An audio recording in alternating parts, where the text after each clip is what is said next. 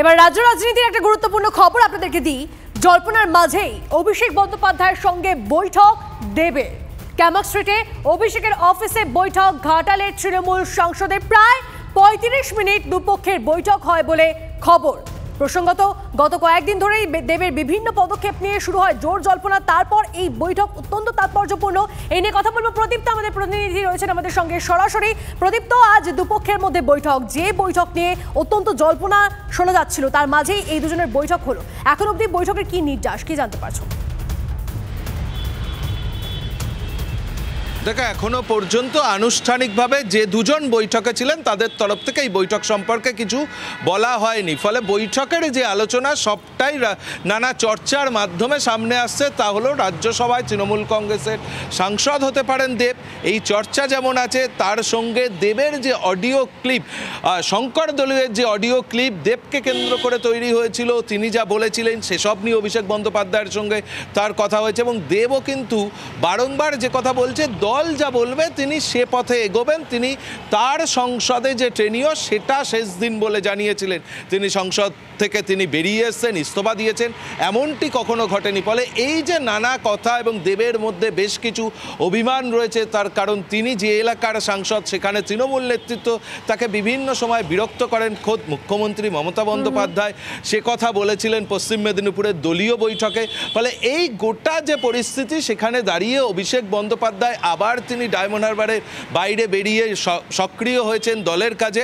ফলে সেই জায়গা থেকে দেবের যে অভিমান সেটা মেটানোর একটা চেষ্টা অভিষেক বন্দ্যোপাধ্যায় করেছেন। তবে দুপক্ষ এই বৈঠকে ঠিক কি কি বলেছেন সেটা আনুষ্ঠানিকভাবে এখনো পর্যন্ত প্রকাশ্যে আসেনি।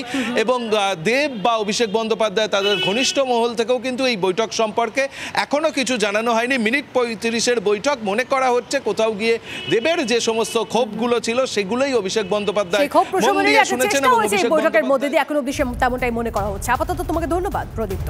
এই মুহূর্তে আরো একটা ব্রেকিং নিউজ। অভিষেকের সঙ্গে বৈঠকের পরই কালীঘাটে গেলেন দেব। ক্যামাক স্ট্রিট থেকে সরাসরি কালীঘাটে গেলেন দেব। জল্পনার মধ্যেই বৈঠকের পর কালীঘাটের উদ্দেশ্যে রওনা দিয়েছেন দেব। এই নিয়ে কথা বলি আমাদের সঙ্গে রয়েছেন আমাদের প্রতিনিধি প্রদীপ্ত। ক্যামাক স্ট্রিটে অভিষেক বন্দ্যোপাধ্যায়ের সঙ্গে বৈঠক, সেই বৈঠকের পরে কালীঘাটের উদ্দেশ্যে রওনা, কি ইঙ্গিত দিচ্ছে? দেখো, দেবের ক্ষেত্রে এখনো পর্যন্ত যা জানা যাচ্ছে, অভিষেক বন্দ্যোপাধ্যায়ের সঙ্গে যে বৈঠক ছিল সেই বৈঠক যথেষ্ট ইতিবাচক হয়েছে বলেই তৃণমূল সূত্র দাবি করছে। এবং তারপর তিনি তৃণমূলের সুপ্রিমো বা নেত্রী তার সঙ্গে তিনি কথা বলতে গেছেন। অর্থাৎ কোথাও অনেকে যেটা মনে করছেন তা হলো যে এই গোটা যে আবহটা তৈরি হয়েছে তার হয়তো ইতি পড়তে চলেছে, দেবের অভিমান শেষ পর্যন্ত মিটবে, এরকমটাই অনেকে মনে করছেন। এবং অভিষেক বন্দ্যোপাধ্যায়ের পর তার যা যা বক্তব্য আছে তিনি সরাসরি মমতা বন্দ্যোপাধ্যায়কে জানাবেন।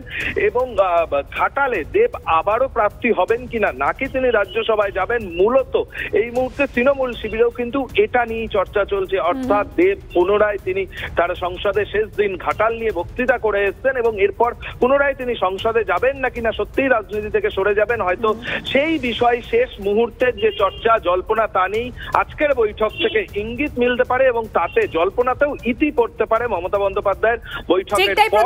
জল্পনার জল কোন দিকে গড়ায়, কি হয় শেষমেশ লাস্ট ডিসিশন দেবের, আমাদের অবশ্যই সেদিকে নজর থাকবে। ধন্যবাদ।